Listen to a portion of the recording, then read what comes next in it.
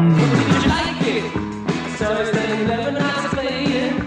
Welcome, dear readers, to Cover My Ass, where baffling books are reviewed but not read by yours truly. My name is Kaki. And I'm Kay, and remember, we only judge a book by its cover. And we find ourselves once more amid the well-fortified stacks of the library, Kay. Do you remember that last week I built a book fort as part of my policy of defending against the enemies of literacy, and how you gave me some advice for what I should do next, and I sort of kind of forgot about that. But so I've doubled down on the book fort. I'm sorry, it probably was great advice, and I was really excited about it at the time. But then I woke up the next day, and all I could think of was more forts. Yes. I see you've started ripping the wood paneling off the walls and using that to fortify the outside of the stacks with. Very good. Well, I thought that you'd appreciate that, because, yes, there is some aesthetic deterioration to the protect. But it does protect. Essentially what you're doing is like making the library smaller. Yes, but I told you about the cool Caesarian strategy of multiple sieges enveloping each other. So the library proper still has a very important function to play once the enemy hordes creatures. Right. Do we have any clarity on what the enemies of literacy are yet? No, but okay. But you are making it easier for them to get in the first place by tearing down the walls. Yes. That's part of the plan. Then we've got but Kay, then we've got them exactly where we want them, which is surrounding us. That was the plan, right? Yes, that's right. Okay. So here, let me introduce you to this. Like, as you can see, the fort is now up to multiple levels. Yeah. Thanks to the wooden sideboarding and some of the floorboards and the wainscoting. I was wondering why it gotten drafty here. We've got staircases and we've got multiple floors. Yeah, we've also got rising humidity, which is not good for books. Very sound. Well, that's a new engineering problem. Like, what's the normal solution for humidity? Air circulation. Okay, so and you're saying control. Cyclone. That's what I'm hearing. Yes, an industrial cyclone is what we need to build inside the library. No, I've written that down. So we'll get back to that next time. I hope not. I mean, there's even odds I'll have forgotten next time, right? Yes, this time I'm putting my full faith in that, and my hopes and my fears will hopefully be alleviated. We'll just see how things work out. But in the meantime, if you'll join me up the stairs, I would like to introduce you to some of the more offensive weaponry. Because, we summon the hordes in, and then and then we've got them right where we want them. But then what do we do with them, right? Yes. Okay, so I've raided the book repair studio. Okay. And it turns out there was a lot of, glue fixings. Yes. And there was a lot of cardstock and paper mache. Yeah, it's all fairly essential to repairing books and keeping them in optimal condition. So I'm thinking, instead of, hot tar and feathers, glue and paper mache, and we can make people into, Okay. First you pour hot glue on them, and then you throw them a ticker tape parade so that they kind of, end up covered in little bits of paper. Yeah, and then they'll be fluffy little bibendums. What's a bibendu? Oh, that's the mascot for Michelin's, the little Michelin man. Oh, okay. So I've also started work on... Okay, I don't know exactly what a ballista is. I know it's got sort of an A-frame and a swingy bit, so I've sort of done my best. Not quite...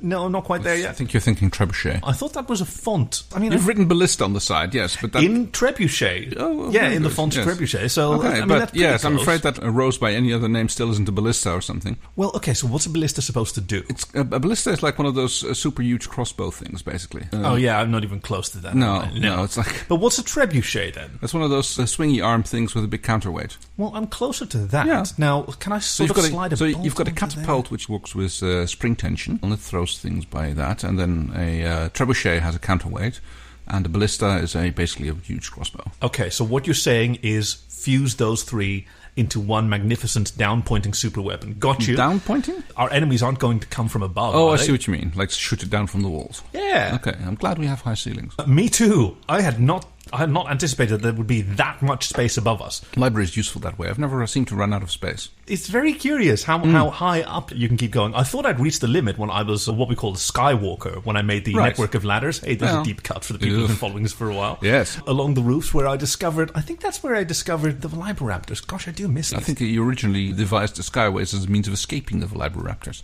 until you inadvertently taught them how to use them, and then we had even more mobile Velociraptors. Yes, because they started learning to fly. But we haven't seen those in a while. We haven't seen them in ages. I went on a quest to find their hallowed breeding grounds. And none of that. I got distracted by engineering and politics, and now also siege warfare. But our very confused readers at home undoubtedly came here to marvel at today's book. So what do we have in store for our readers today? This week's book is by Keith Laumer. It's called Dinosaur Beach. Yes! And there's a lot going on the cover. There is a lot going on there, you can say that for sure. So if you look down at your podcasting device, you should be seeing the cover of today's book, and otherwise you can check us out on Twitter at CoverMyAssCast, on the web, covermyasscast.com. This will be episode 80, Dinosaur Beach by Keith Laumer, and the cover is kind of bananas. It is. I mean, there's like a lizard-type thing, maybe a dragon on the front. Or maybe a sculpture of a lizard thing. Something like that. Someone with feminine curves in the foreground. And a mysterious man in a top hat and a raincoat, and I think it's a rocket launcher that he's holding. Oh, yeah. Or it might be a AK-47, I'm not entirely sure. Bunch of clocks and things. Huge clocks. Is that a corpse? Yeah, well, it does look like a body, naked but it doesn't have to be a corpse. person, of which there are more naked people over on the right, the blue sort of greenish naked people. Yeah, voluptuous and muscular. Yeah, all against a fiery yellow sky with more cogs and wheels in the distance. And a blue sort of light. There's a quote on the book. It says, unrivaled not only in its class, but in a class of itself. Attributed to Gordon R. Dixon. That sounds familiar. Have we done it before? Well, no, but there's actually another book by Keith Laumer. It's called Odyssey, and it has the exact same quote by the exact same person on the cover. Also by Gordon R. Dixon, unrivaled not only in its class, but in class in itself. It's like, but it's so like damning with faint praise, isn't it? Yeah, but even then, it's like, why would you put the same quote by the same person on a different book from the same author? It's the nicest thing they could say about it. Maybe Gordon Dixon just really didn't like Keith Laumer's writing, but he had to do a blurb. But why would they why would the publisher put it on there? It's like, if you happen to pick up these two books by the same author, you look at them and they've got the same quote by the same guy on the front. What are the sort of compliments that grown-ups give children in their theatre performances? Like, you took the role and you made it your own. Oh, and did you like it? Did you like it? Well, I wouldn't say so if I didn't, would I? But you didn't say it. Yeah. Sorry. I don't share that opinion. Like, I thought it was a pretty wild book in general. Oh, yeah. It opens with the main character of the book, a man by the name of Butch Logan. Gets off the bus with his duffel bag and his surfboard bag, and he looks around and... Do surfboards come in bags, traditionally? Sometimes for transportation. Really? You know, Oh, okay. like, especially if you're like taking them on planes or buses, then it's nice to have like a protective bag to keep Oh, okay, them, so it's like a little raincoat for your surfboard. I suppose so, Yeah, that's nice. I mean, it makes sense, because like you put sex wax on them, so, you know. Yeah, I know about that. Yes, he's arrived at the bus stop of the little west coast town of Outsmouth. The west coast of what? I presume the United States. Oh, okay. It just seems like such a British name, but okay, I guess that's not unusual for America. For the Americans. Yeah, there's an Innsmouth on the East Coast, so I guess there's an Outsmouth on the... Right, I'm just getting that now.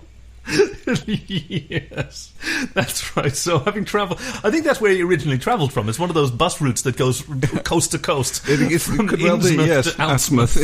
Yeah. Okay, I mean, we're done. We've got the episode now, don't we? From Innsmouth to Outsmouth, yes. So, yeah, like, he's a young, sort of an adventurous kind of chap. He's basically a surf dude who wants to... and he's heard of this resort near Outsmouth, where apparently the going's good, and there's like been like little rumours spreading in the community that is the place to go, and I love how that sort of goes by word of mouth, right? Yeah, I mean, that's how surfers do, I guess. I mean, the good surf spots. I mean, these days it's all about the internet, and it tells you where they are, and you know where the good surfing's good, and all the weather systems are so fantastic that you can pretty much predict whenever there's going to be a good surf conditions in particular locations. Yeah, but that's just science and accurate reporting, man. That's not nearly as good as just vague rumours that you heard from. No, actually. From this your one nephew guy, Jeff the High. From this one guy that you met in South Africa on the beach there, which was... He totally knows.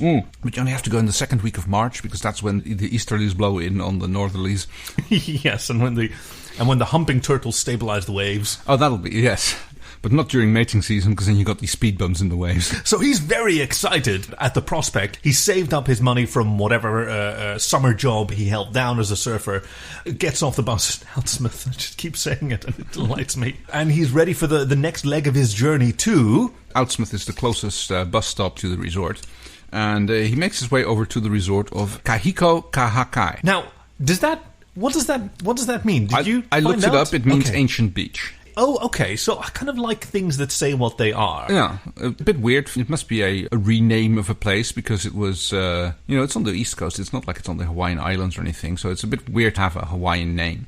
But I guess it's just one of those things, like, if we just make it sound fancy, then Yeah. then people will come. Then, well, at least we get the idea going. Like, this is where this is, like, all about surf and sun and all that kind of thing.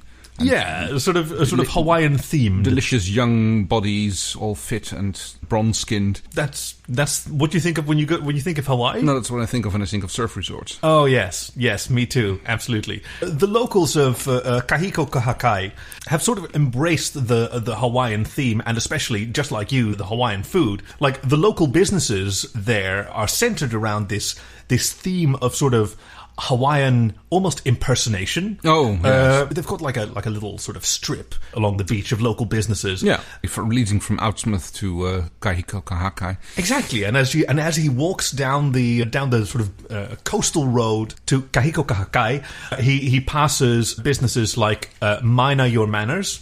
Yeah, named for the myna bird, which is not native to Western America. It does not flourish there. What kind of bird is it? It's a mimic bird. Oh, so okay. It impersonates other noises that it hears. It's really annoying. It's super loud. Okay. I didn't know that those birds required lots of maintenance. I mean, they're particularly little feckers. Likewise, for training porpoises only, is the next business where you can bring your porpoises for training. Oh, yes. I mean, have you ever had a porpoise that needed training? No. I mean, I usually sort of leave them to do what they do because swim, I suppose. Yeah, I don't really need them to do anything. No, just be majestic and in nature. It's definitely not your standard strip with the Starbucks and the where you get your boba tea or a smoothie. But right, the local people go to choose Jewish mongoose juice for that. Mr. Chu. Mr. Chu's like Jewish mongoose juice. That's right. Yes. So is Mr. Chu Jewish or is the mongoose? Well, it's not even mongoose juice. It's kind of a lure. Mr. Chu, like, it gets the curious people inside. Right. And what's in there? Is it made from real mongoose? And then they try it and go, okay. That's pretty decent. I mean, it's a different thing than the local Starbucks and the Subway. The standard, the Pizza Hut, and across the Kinko's, the standard list of strip mall shops that you'll find. Yeah, especially like the very last one, Monsanto Opala. Okay, yes. Opala being Hawaiian for... I don't know why the Hawaiian theme is taken so far, but for Opala is Hawaiian for garbage. Right. Or at least, like, it's Opala. It starts with an Okinawa with the... It's like a chemical company? I guess they're trying to sort of conceal themselves under the guise of being one of the friendly local Hawaiian-themed businesses. But yes. I think we're getting ahead of ourselves. This is the sort of strip that Butch Logan passes, popping in to say hello to some of these business owners on his way to what he hopes will be his new home for the summer. Always make sure to befriend the locals and to make sure that you stay in their good graces. Especially the ones who make food. Yes, that. And, get in touch with the local surf crowd. There's always going to be some people who are down with the surfing, and they know where the local good spots are. Like, I think it's in Two Poker Girls, when he pops in there. One of the Two Poker Girls there goes by the name of Shakira. Yes. And she tells him that the best surf spot is if you go out around on the other side of the resort. There's the rocky outcropping known as the Butt of Lewis. I think it's the Butte. Oh, okay. And I was wondering about that. It's Louis' beautiful butt. Yes. Well, it's later described as like these two mounds which rise up out of the water. Yeah, with a sort of glistening cleft between exactly. them. It's like nobody's dared go there yet. It's like apparently a certain death to any surfer who tries to navigate that crevice. And yet, very tempting to anyone who sees those gleaming mounds. Well, if it's that your kind of thing, then yes, exactly. It would be very hard to resist. So he arrives at Proper, and he... Like, it is not what he expected. He expected a surfer's paradise with, as you say, bronzed young bodies glistening in the surf, fit and excited by the sun's rays and the sand's warmth. Lots of lounging in the sun, like a bad 70s teenage movie with... Or a great one. Yeah, I mean, all played by 30-year-old actors. And yes, beautiful people basking and playing. At first he's a bit like, okay, I bet it's on the other side of this trailer park. Yes, I bet the real fun stuff is on the other side of this rather grim... geriatric, like, retirement shanty. Right, and he basically keeps on walking until he gets his view of the Butt of Lewis, and he doesn't see anything else. I mean, there's a beautiful cove there, and there's a few little shacks on the beach, which he presumes are from the the local surf crowd, I suppose, the people who can't afford to live in the resort and just have little cottage on the beach kind of type thing. Probably, itinerant surfers. Yeah, probably the surf instructors or whatever. But, wandering into the trailer park, I mean, it's not really a trailer park, but it kind of has that feel to it. it. It's got like aluminium siding cabins and yeah, I mean, some of them are literal like at least they were like wheeled houses that were then like planted. Well, here. the wheels were removed and exactly. there's like little skirts around them to make it look nice. And yeah. People have been here a while. Yeah, absolutely. They sort of put down roots and put out their pink flamingos to show that they're, you know, I've heard that the pink flamingo thing, having that out in your garden, is sort of like a hanky code for it's like a suburban hanky code for the number of flamingos that you have and like the direction they point at show what kind of things you're into, like open door policy between 4 and 5 p.m. And that sounds awfully specific. But so is the hanky code, like insofar as that was a real thing that was really done and not like I'm sure it was one of those things that became real the moment it started getting traction. Or the other way around, where like everybody started inventing new possible hanky codes. Yes, it did go off the rails at some point. There was like 7 or 8, a few common ones, but then it started going into like very obscure colors, and I'm just like, look, I may be gay, but I don't know the difference between teal and fuchsia. Well, there is a difference, but yeah, that's the difference. That's not salmon pink, that's roe pink. Okay, like when you're talking various sexual acts, and it can be like quite a difference, and it's not like there are subtle differences between those either. So, well, it's like when you're waving your carmine hanky, that's halfway between scarlet and vermilion, so you know what that means, right? Oof. I know what red means. But so there's a lot of that. There's a lot of that kind of discrete signaling going on in what turns out is actually the community of Kahiko Kahakai. Yes, which is this sort of beachside shanty town occupied by by older people. Yes, he wanders over into the what he presumes to be the lobby, I guess, which is one of the few permanent buildings. Like a village square with like a receiving house. That's a good way to describe it. It's like a visitor centre. Evil tongues would say that the roof had collapsed and they decided to now call it a courtyard, but it's definitely open air. And he's like, behind the counter there's a woman by the name of Anchovy who is eager to welcome fresh young blood into the resort, and he was asking if he'll be staying here and what kind of room he would like. Man. Yes. Oh, lovely. Aren't you just delightful little morsel, little flounder, I suppose? Aren't you hot in that shirt? Wouldn't you like to take it off and just bask in the wind? Oh, young man. And he said he's down with a bit of surprise, and not a very good one either.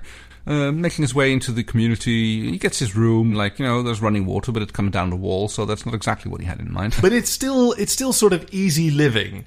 It is. I mean, kind of worse. The roaches aren't too big, so it's... And very nutritious and really quite tasty. No, they're really not. Yeah. All right. Yeah, so basically he spends his night there. There's a little local bar there, which is just where he meets some of the local, the boys, as they're known, some of the most long-term locals, a set of brothers by the names of Obadiah, Zebediah, Jeremiah, and Vlad, the four brothers who... Yeah, so they're the geriatric brotherhood of the Butte, I suppose. The dice-playing, hell-raising miscreants and ne'er-do-wells Newcomer heckling... Yeah, no, they've given him a good ribbing, and they'd make fun of him, as is proper. No, I mean, he figures that this is all right, and there's he shoots back a little bit to make sure that... He gets as good as he gets. Yeah, make sure that he's known that he's not something around to be easily... intimidated. Yeah, and that's the word I was looking for. It's a bit of a disappointing first night. He was expecting to hear stories about the surf and the conditions, and it turns out that none of these old people here do a lot of surfing. No, surfing is... Oh, I don't mean to be ageist at all, but surfing is rather a young person's pastime. I've seen some old dudes on surfboards. Then I take it back completely. Yeah. I'm looking down the barrel of 40 and realising that, all my bits and pieces are not as good as they used to be. So True. Probably surfing, which I've never done, is not in my future, but... Well, I mean, it's one of the things that you're supposed to start early with. But yeah, once you've done it if you start as a kid and you keep doing it, and you just keep doing it, there's no reason why you can't do it when you're 40 or 60. I mean, I've seen people on ski piste with old geezers, as long as you just don't fall. And especially when surfing, if you do fall, you hit the water. So it's not going to be super bad. Do you get more buoyant as you age, or...? It depends a bit. And generally speaking, I would say no. Because, old people tend to be thin. Yeah, okay. So that wouldn't be particularly buoyant. But, if you have it tethered to your surfboard, then you can just pull yourself back to that. Yeah. It's just all a matter and certainly these four brothers are full of hot air. Yes, good old Butch goes on back to his... Butch. Yeah, Butch Logan and the butt of Lewis. No, I see where this is going. Basically heads back to his little camper and has a little sit-in and a think, and I'm just going to make the best of it. And he can't catch sleep and decides to go make his way down to the beach, check out those huts. Yeah, see what's happening down there. Right. On his way down, basically there's a little cliff path which you have to navigate your way down to get to the cove, and he spots a nice little tide pool in the distance. He sees some people there, and he makes his way over. He spots the secret tide pool, although it kind of escapes me why it was a secret tide pool if you can see it when you're coming down the down the that's cliff. not very secret. It's like really one of those things, maybe you're not supposed to know how to get there, but he makes his way over there. So he sees the four brothers, heading into the pool, and then slinking out, but they look a little bit different when they make their way out of the water and then disappear into the ocean. Yeah, a mystery that catches his attention because they hobble their way into the pool, limping and shuffling as they do, and then they come dancing out, stripping naked and whooping and diving into the sea. Yeah, with great delight, and gone they are. And he goes like, okay, that was weird, and especially since what he saw coming out of the pool didn't quite look like it was going into the pool. Exactly. But he makes his way over, and he figures the four are still there, and he probably saw some other folks who were also there, and maybe the surfers that he was hoping to meet.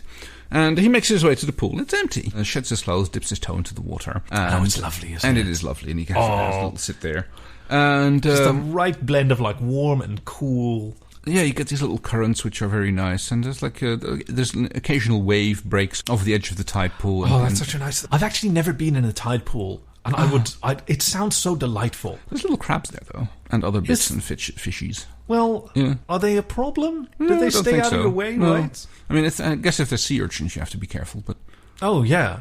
That's the thing. I mean, you think about tide pools, you forget, that's actually the sea still. Oh, yeah. As far as any creature that's in there, it thinks that it's in the sea. I mean, it wasn't quite a tide pool, it was more of a lagoon, which was kind of open to the sea, but also quite protected. And there was, like, sea turtles swimming around there and other things. Oh, neat. So, yes, he soon starts to discover the secret mystery of what's going on here, because not long after he sat his way in there, he is approached by two, well, let's call them creatures. They kind of look like half man, half fish.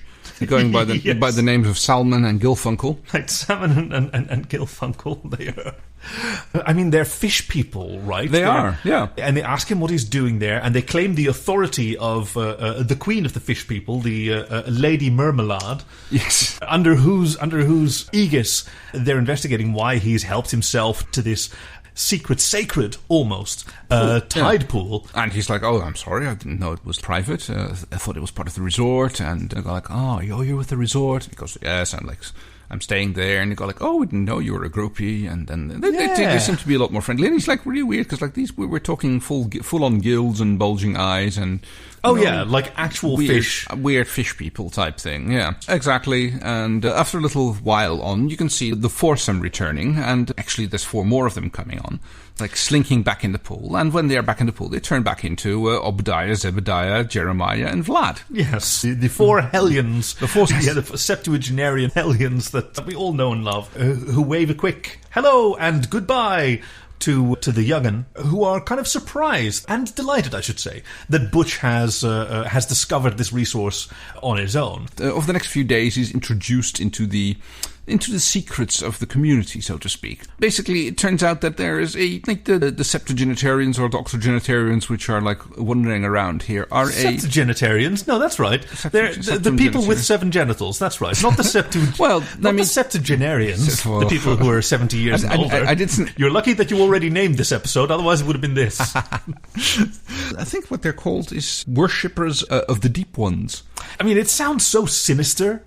That these people call themselves that while they're using the bizarre transcendental powers of this tide pool to explore other aspects of themselves and of the world. Right, but also they have the ones who are actually half-breeds, and as they grow older, become more and more fish person and less humanoid. Requiring the magic of the tide pool in order to maintain the appearance. Illusion. Yes, they have to return to the pool and spend some time in their in their deep one form, I believe it's called, and then go and return back to the beach and spend the rest of the day there as a pensionado. Pensionado? God, you keep coming up with fantastic titles for this episode. What? Is pensionado like a regular word? It is in Dutch. What do you... Pensionado. Have you ever heard the term? No. It's generally used for people who like take their pension and then move to Spain or something. Oh, wow. Pensionado, why don't you say what you say? Wow. Yes. No, that's an actual word, pensionado. Well, now I've learned something. He goes like, okay, this is weird, and he's introduced to that, and spend a little bit more time in the town and find out what the locals think of it, who seem to be perfectly aware of this, who are more than happy to conjugate with the deep ones if the opportunity arises. And they're a lot of fun. Like Shakira is like, I think it's intimated that she may be like the granddaughter of one of she's one of her in her early days when she's still mostly human, but she's got the sharp teeth, which of course she claims are a thing that she had done at the local tattoo parlor, which get the teeth filed down a little bit to go with the name. See, now that's something that you can do. Having 3 extra rows of sharp teeth behind your other teeth. Now that's real commitment to the theme, and I don't know a lot of like tattoo parlors that offer that as a service. No, that would be like serious dental surgery. But her girlfriend, Kahealani Lynn, she was interesting because she is an obviously Hawaiian woman who is so proud of her heritage. Oh yes, because she claims to be like 3% Floridan on her grandmother's side. Yes, and so she is full on like embracing like her traditional heritage. A Florida woman, and she dressed in the traditional garb of her ancestors, the pink polyester tracksuit. Runs the bingo hole, doesn't she? And the bunny slippers, and she's got a sweatband, and she makes sure that her hair always looks like it's been bleached a little over 8 weeks ago. It's a very tricky balance. That's the other style. The other one is permanently having hair curlers in. Oh, yes. I mean, the hair curlers are there so that you can show her roots. Right. Yes. Which is... and of course, chain smoking, like lighting one with the other. The rest of the book proceeds through... I mean, it becomes almost a pastoral, almost... Oh, what's it called? I recently learned the word cottagecore. Oh? You ever heard of that? No, I haven't. So it's a 2020 word, and certainly relates to the great pause of reaching for sort of pastoral, cozy, traditional pastimes as a means of like self-care and coping. Right. Like making banana bread. Sourdough bread baking, yes. And sort of like an aesthetic and a collection of skills and pastimes to learn that feel more like old-fashioned and homely, slow. And yes, sort of like Toad of Toad Hall. Slow food turned up to 9 or 11. Yeah, and so he's inducted into various professions under the tutelage of Obadiah, Zebediah, Jeremiah, and Vlad, where he becomes a rather proficient banjo slayer. Whatever the fuck that is, I have no idea. I mean, banjos are pretty nasty fish, I suppose. Well, certainly. He learns how to climb and gain the fruits of the cloconut tree, which I guess explains some of the imagery on the front cover. Yes, that makes sense. He joins Kahealani Lynn in the opening of her unicorn pedicure facility. Isn't that just like a farrier? Yeah, but I guess when you're dealing with a majestic creature like the unicorn, you sort of want to upscale it a little bit. Yeah, exactly. She is 3.5% Floridian on her grandmother's side, so yeah, she knows. Very traditional. We don't go for farriers, we go for unicorn pedicures. Pedicures, yes. Thus, like, he becomes a staple of this community. I was sort of reminded of the book The Darling Buds of May. I don't think I've read that one. It's a charming book about a tax collector from London who travels out to this charming little village and falls in love with this simpler, slower way of life dedicated to just food and family and joy. And in this case, deep ones.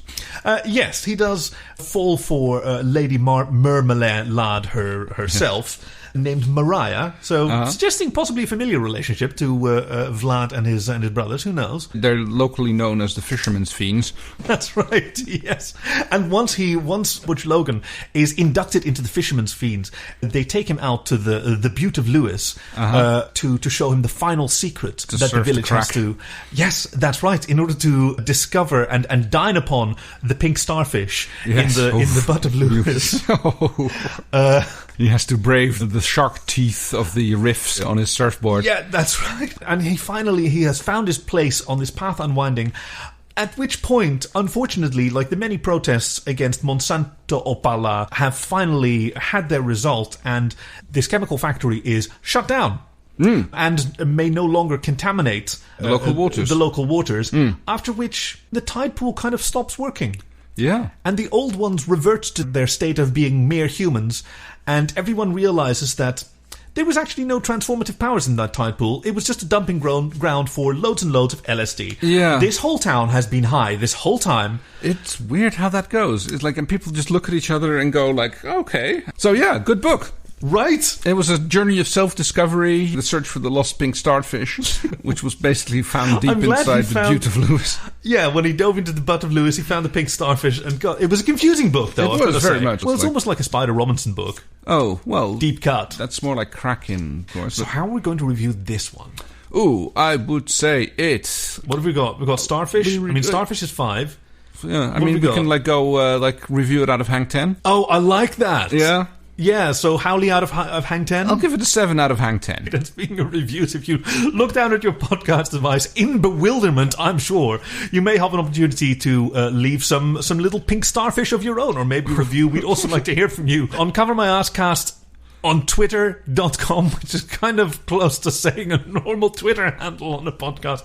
We're also covermyasscast@gmail.com. We'd love to hear from you. If you have a suggestion for a book that we should review, we would love to hear from you. But in the meantime, what do we have in store for our readers next week? Yes, next week's book is by Lisa Papadimitriou. The Wizard, the Witch, and Two Girls from Jersey. Two poker girls. Thank you for joining us at Cover My Ass, where baffling books are reviewed but not read by yours truly. My name is Kahiko. And I'm Kay, and remember, we only judge a book by its cover. Come on, two poker girls from Jersey. Yeah, that doesn't make sense. No, it doesn't. None of it makes sense. I'm sure. Wait, so Jersey near Newark? Yeah. Okay, are we thinking about Jersey or New Jersey?